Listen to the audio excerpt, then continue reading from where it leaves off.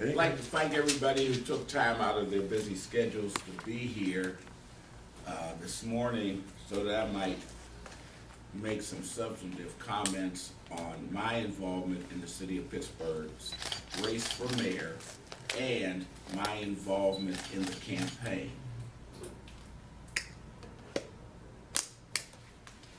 For the past 30-some years, I've been elected official in the county of Allegheny. 8 years as a Pittsburgh City Councilman, 14 years as a state representative, and I've been on this county council since November of 2004. I think that it's very important in this mayor's race that we have candidates who can commit themselves to what has euphemistically been called a black agenda. I don't believe that any candidate should be running for mayor of the city of Pittsburgh without having a black agenda and an agenda for poor people that's part and parcel of his or her overall agenda, and that they should be willing to come forward and state specifically what that agenda is. I would not be a candidate if I wasn't committed to an agenda and committed to the people I've served at all the levels I just mentioned. Most of my constituents, the overwhelming majority, are so-called black people or African Americans. All of my constituents, except those who live in Wilkinsburg, live in the city of Pittsburgh. I speak on their behalf. My candidacy is not about me, it's about them and who is speaking to their concerns. Running for mayor for any of the candidates can easily be accomplished, and we will find out soon who's in and who's not in the primary as a candidate. Nearly 40% of the city of Pittsburgh are black people. It's a fact. Nearly 40% of the voters in the Democratic Party in this city are black. That's a fact. To ignore it, to run away from it, to massage it, I think is not the wisest thing to do. Pittsburgh, like Detroit, is under state supervision. Detroit is a city that has a black mayor, Dave Bing, and a majority black council, and they're in receivership. While race is a factor, it is not the only factor in selecting someone to lead this great city.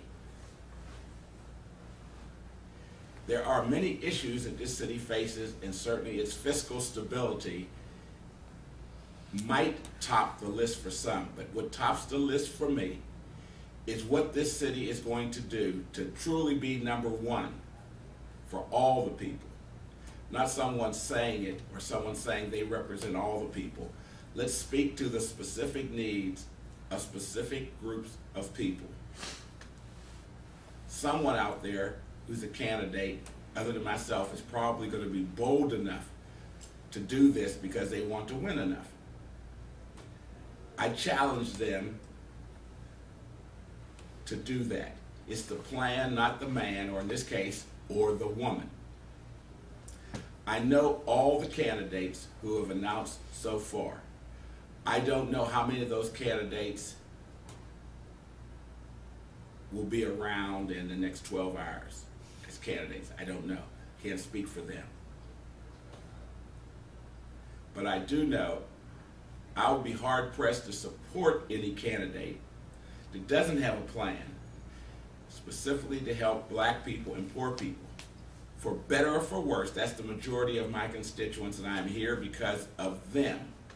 And I'm willing to speak on their behalf and indicate I would not run if I didn't believe that a plan to assist them would be in the best interest of this city. I have not heard of any other candidate that has a plan like the one I'm talking about. I hear a number of things from a number of candidates, and I'm sure they all love this city like I do. I'm willing to give $5,000 of my own money to the candidate who comes up with this plan to assist black people and poor people. $5,000, which is under the limit that's required by law in the city of Pittsburgh. I'm willing to commit that to a candidate who comes forward with a plan. The sooner the better they come forward with the plan. One of the concerns that some people have is whether or not as a county council member I can run without relinquishing my office. I've thought about that. I've been here since 2004. I was fortunate enough to be in Harrisburg when this form of government was created, so I have some perspective on why the only elected officials in this state who have to resign before they run for another office are members of Allegheny County Council. So I have taken that into consideration, but I have not made a final decision as to what I'm going to do. But it's clear, charter is clear, that you have to resign from council if you run for another office, and a number of my former colleagues have done so. That is, they have resigned from council to run for another office or to win another office. I served with Senator Wayne Fontana, who was faced with that challenge. He chose to leave this council to run for state senator. He was successful. He is now a candidate for mayor of the city of Pittsburgh. As I said, I know all the other candidates. I either served with them in public office or I know them personally. I have some perspective on who they are, what they will do and what they will not do. But I'm saying if any of them are willing to put up a plan to help black people and help poor people, I'll give them $5,000. However it might be characterized, in a city that's nearly 40% black or African American, with the number of poor people in the city, how do you skip over their concerns? Some might say those aren't the people who are going to vote. Those aren't the people who matter. Those are the people who vote for me and who matter to me.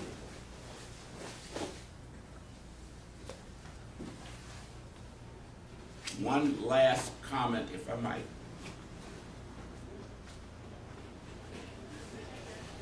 I plan to be involved in this campaign to the very end. The very end is on January 20th when a new mayor is sworn in for the city of Pittsburgh. There are many issues, but I don't believe there's any more important than this particular issue. And the media has reported on some of those issues. And some of the media have touched upon this issue of a black agenda in helping poor folks. Some people may figure, why bother? These are the people who put me here. That's why I bother. It's not a bother.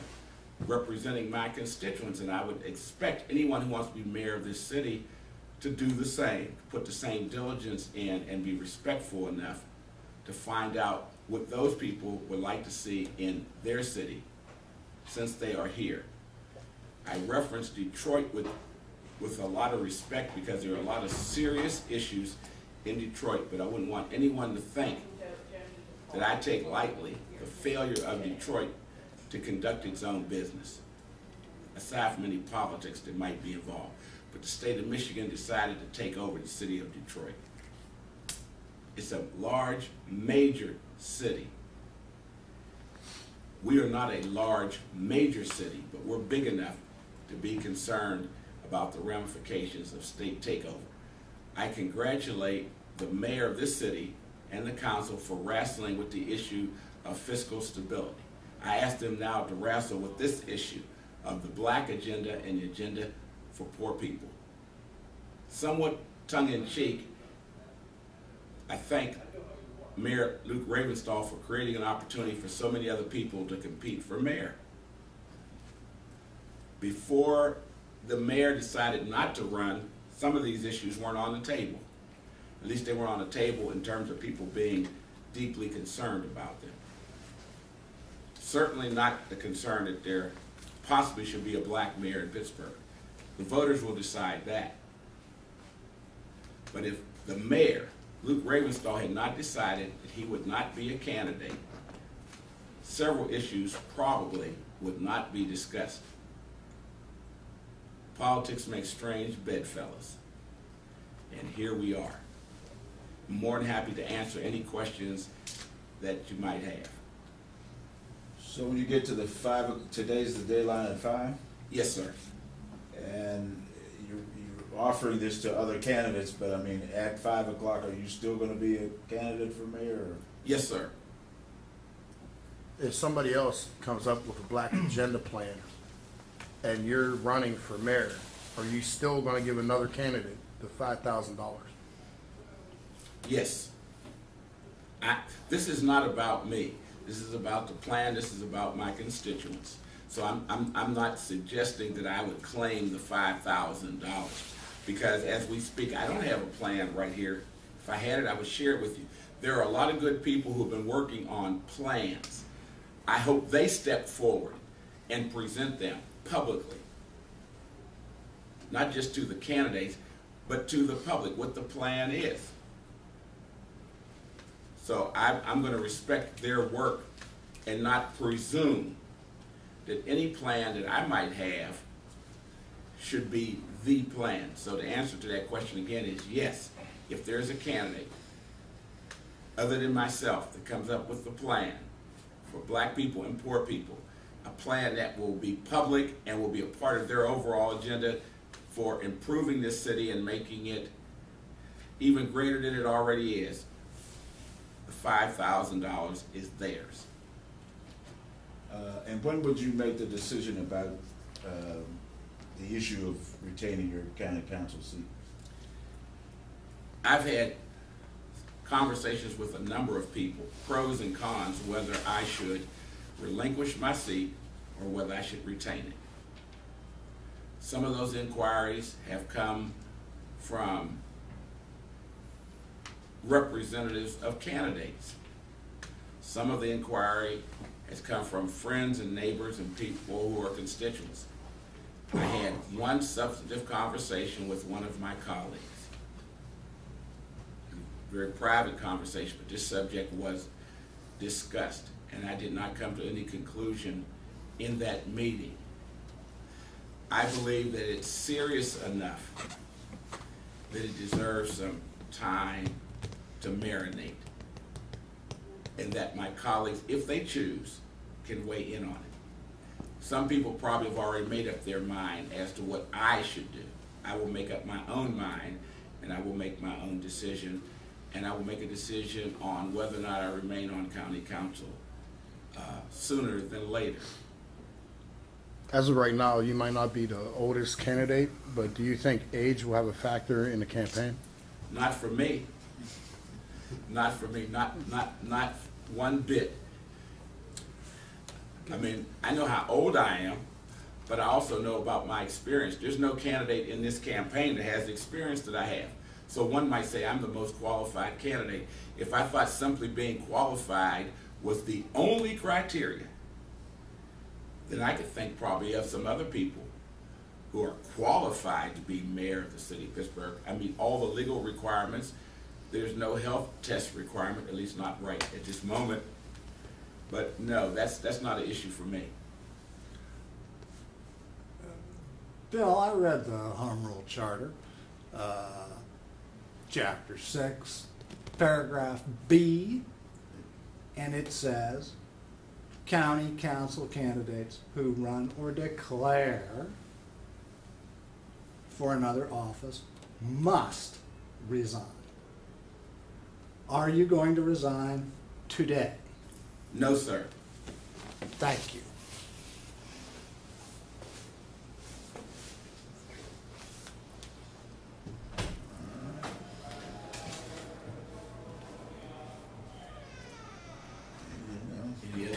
concerns or questions that anyone has, that's why I'm here.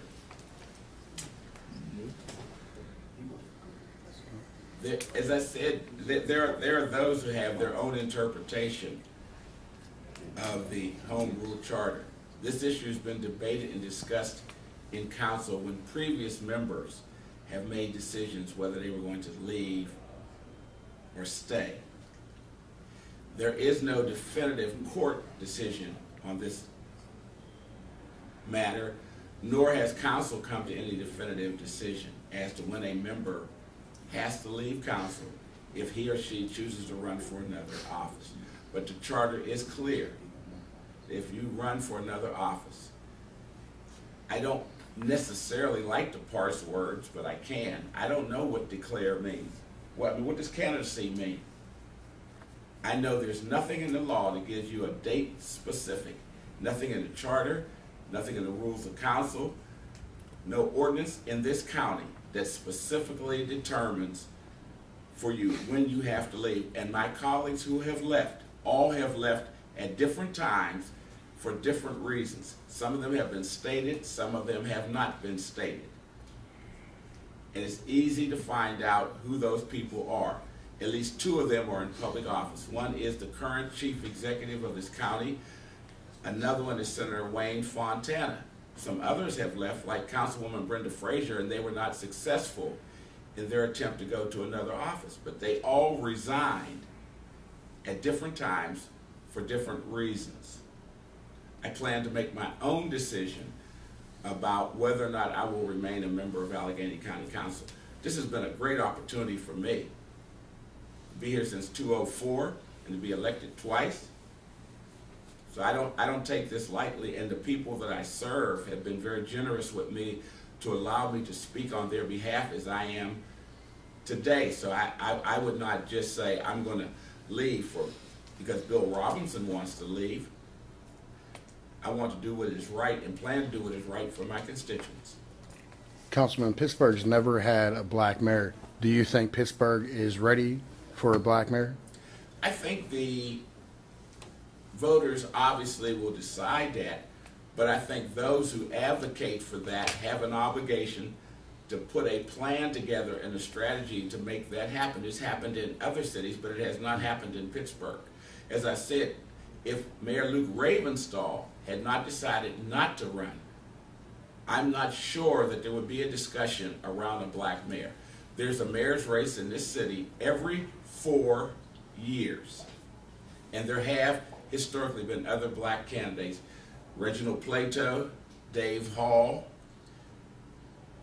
among some others less known and less publicized, who have aspired to be mayor of this city, and in some instances have indicated that they are running because they're black. Dave Hall never said he was running because he was black. Reginald Plato did, and as I said, there were, when Ms. Robinson ran, no relation to myself, for mayor, she was the last person to run. That was not an emphasis of her campaign. She ran on her youth and enthusiasm, Carmen Robinson, and got maybe 6,000 to 7,000 votes. No one has run since then, and only two of us have gotten any major attention in aspiring for that, myself and State Representative Jake Wheatley. I take that back, Mr. Kendrick. Mr. Hop Kendrick ran for mayor a few years back. He was not successful, but he ran.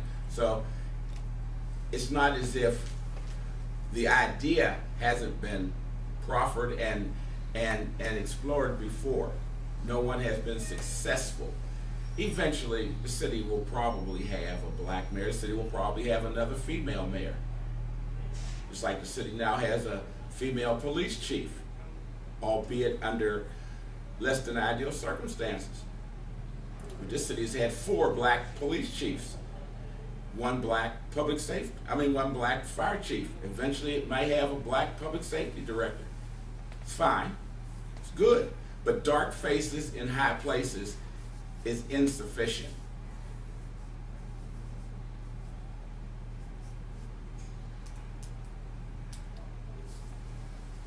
some folks, I should say, some folks may feel that because they've already made an assessment as to whether or not a person of color can be elected mayor, that it's not important to discuss it, that you can move on to other issues. I don't plan to allow anybody to move on to other issues without addressing this issue. It's that important. And until someone can convince me that it's not important, I would suggest to those who would be out trying to court what's called the black vote, that they be very careful and very deliberate in what they say and what they do, so that no one misunderstands what their objectives are and who they're going to serve. Councilman, would you say that the Black Agenda is your #1 platform? I would not run without a black agenda. I would not run without a black agenda. I wouldn't be standing here before you if that wasn't the #1 issue for me. I think it's tied to everything else that's going on. If you have a city that is not able to serve all the people, it's probably going to crash financially and otherwise. Like I said, this is a great city. At least 2 organizations have identified recently Pittsburgh is #1. When I served on Pittsburgh City Council, we were identified as the #1 city in America. No one ever interviewed me. And I'm not saying we aren't the #1 city. That's a great distinction, to be thought of that highly for someone to announce it after they've done some kind of survey. But I'm saying that I need more proof, more demonstration that it's the #1 city. And for me, that demonstration and proof comes from my constituents feeling that they are not only a part of the city because they live here, but that they are benefiting from what goes on in the city. And there are issues from time to time that raise this concern. And one of the most recent issues is whether or not the city of Pittsburgh and the county of Allegheny have a substantive program to provide business opportunities to minorities and women. In fact, one of the candidates who's running for mayor has suggested that perhaps our Urban Redevelopment Authority has not properly addressed the issue of MBE, WB, DBE, and used a local company as an example where there supposedly is MBE, WB, DBE participation. I believe it's W&K Steel. And raised the concern as to whether or not that participation is legitimate and whether or not that steel company is getting preferential treatment by the Urban Redevelopment Authority.